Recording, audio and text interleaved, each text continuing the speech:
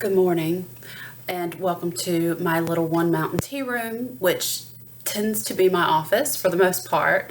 Um, but I wanted to come on this morning and talk to you a little bit about negative energies because that is a topic that has come up a couple of times with me in the past week with clients.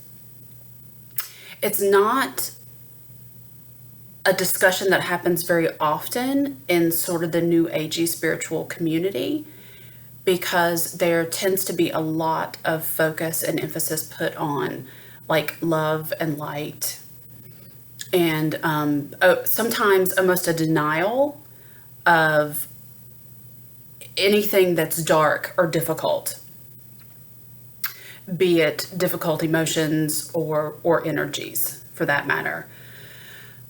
But if we are going to be spiritual beings, which we are on this planet, and have different experiences and sort of grow as a soul, we are going to run into situations sometimes where we are faced with negative energies, and they can come in different forms. So I wanted to share with you my personal experience because I don't intend in any way to sit here and tell you I know everything about how this works because I don't. But I do know enough from my own experiences with sort of negative, lower vibrations and attachments and energy vampires and things like that really are legitimate. I felt like it would be useful to share a little bit, but definitely from my experience only. I don't know it all. So what I do know is that we can develop negative attachments. What I mean by that is we all receive and send out energetic cords all the time. Anytime we're engaging with folks in our lives, be it the folks that we love very much, the folks that we don't love very much, it could be people that we're not even talking to that often, but we're thinking about for some reason. Any kind of thought form activity or active engagement with another person is going to be an energy exchange, and sometimes we can attach what are called energetic cords to them or them to us. And that happens because the energy remains between the people after the contact has happened. And you don't want energetic cords, generally speaking, with anyone. Sometimes you may have cords or attachments to folks that you love very much, and there is some kind of exchange of energy that goes on, and you stay connected to one another, and distance doesn't matter. This could be somebody across the globe. It could be somebody a couple of states away. So distance is not a factor. Energy doesn't concern itself with distance. So you may be connected to somebody in that way, and it's not necessarily negative. But ideally, you want to be clear and clean within your whole self, physically and your emotional body, your energy bodies, because that keeps you in balance. Because when we have attachments, either folks to us or us to them, then that creates imbalance and kind of an energy drain. And so sometimes we can have attachments come to us that are not even of this dimensional reality. There are lower level dimensional beings or energies or entities that can come to us to literally feed off of our energy, because doing that gives them the impetus or the movement to do something else. So for example, I don't know if you've ever seen this like on a ghost show or something, but sometimes spirits will come in and feed off of our energy, or they can mess with your technology. So they can come pull energy from like a lamp, like back in my room, or even from flowers. I've seen that, and some of you may have seen that too. So the energy exchange is real. And so negative attachments, I'm calling them negative because we have not invited them in. There are higher laws around boundaries universally and in 3D. And part of that involves whether we invite something in or not. And so negative means I haven't invited you in and you have now come into my space, and it's disrespectful, and you are utilizing my energy and my life force, and I haven't given you permission to do that. The majority of the time, we are whole, protected, balanced, sentient beings. But occasionally this can happen because maybe we're interacting with somebody who's not. So there could be somebody in our lives who have issues, whatever they are. Doesn't mean they're a bad person. But there could just be something going on with them that they have negative attachments. And then we interact with them, and some of that then gets siphoned off to us. And it doesn't even have to be that elaborate of an interaction. It can be an exchange of emails. And I had that happen to me several years ago. I was emailing back and forth with somebody about a workshop opportunity. My guides came in and shut it down, and this person ended up disappearing for my protection. But before that all happened, there were cords and attachments that occurred to me or with me that actually made me sick, was an energy drain, and put me in the bed. It was fascinating, and this was nothing I had ever experienced before. I didn't know what to do with it, so I had to reach out to some intuitive friends for help. And it can affect you, it can affect your body, it can affect the technology around you, which is fascinating. So however these negative energies come into your sphere for whatever reason, I just really wanted to pop in today and say that it's legitimate.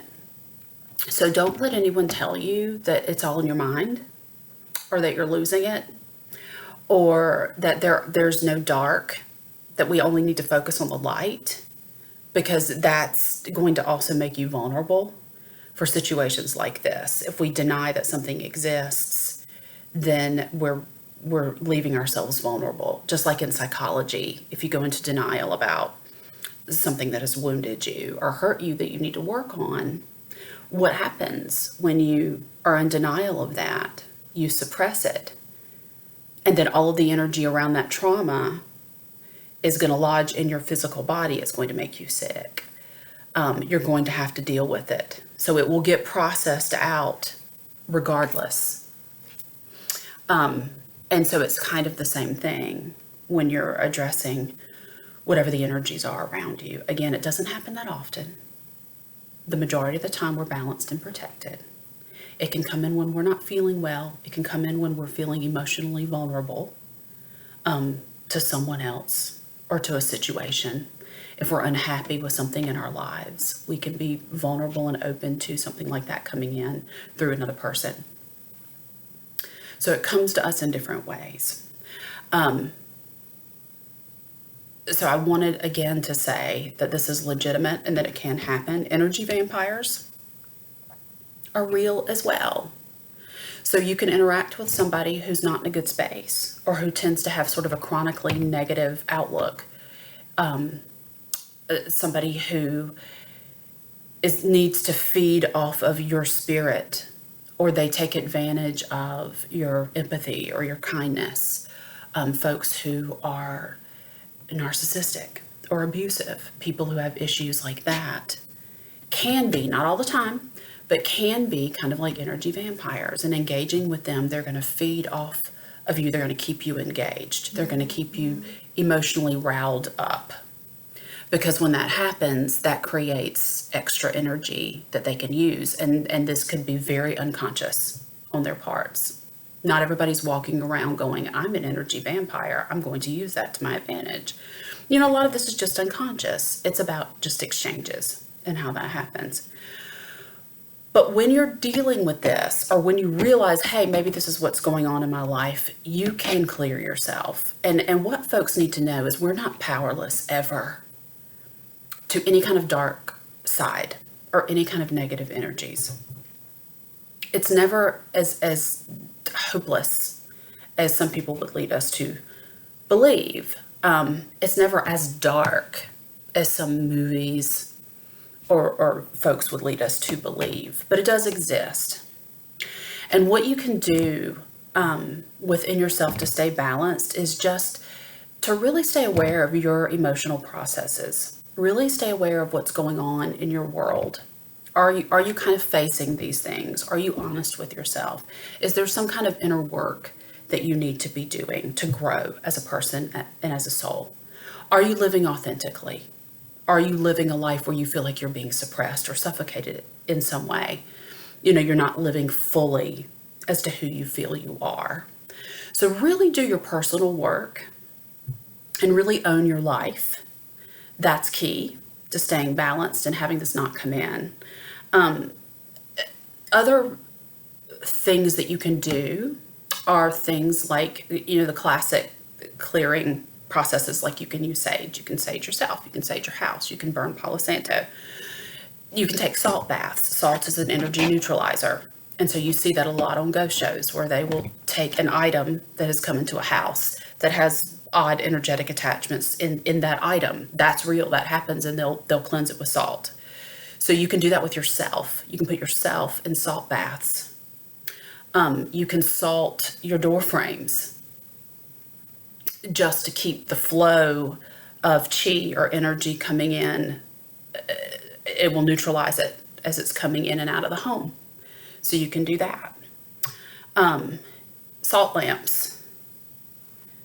There are those too. Put some salt lamps in your house. You can also pray for protection.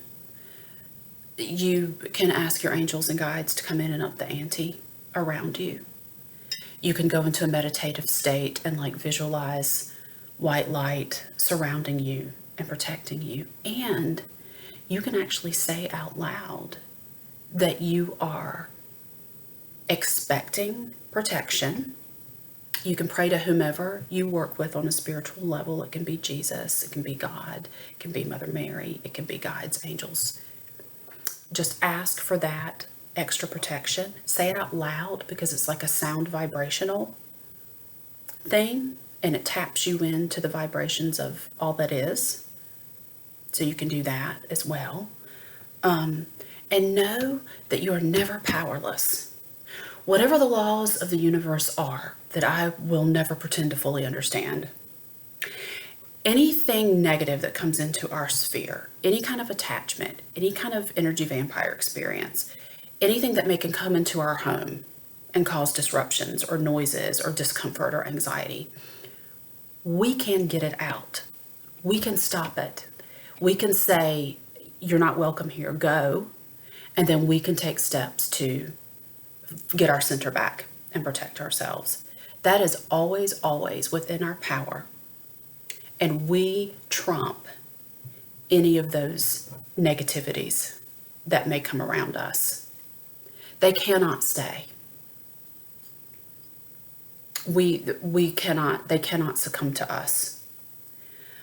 We as human beings in this incarnation right now have the strength and the power energetically in our physical structures and in our hearts and minds to stay clear and to move those things out. So if this comes up for you for whatever reason, I just want to legitimize that for you today and say that is real. Let's not deny it. Let's not go into a state of denial about the dark side. It is real. But we have the power within ourselves to work with that,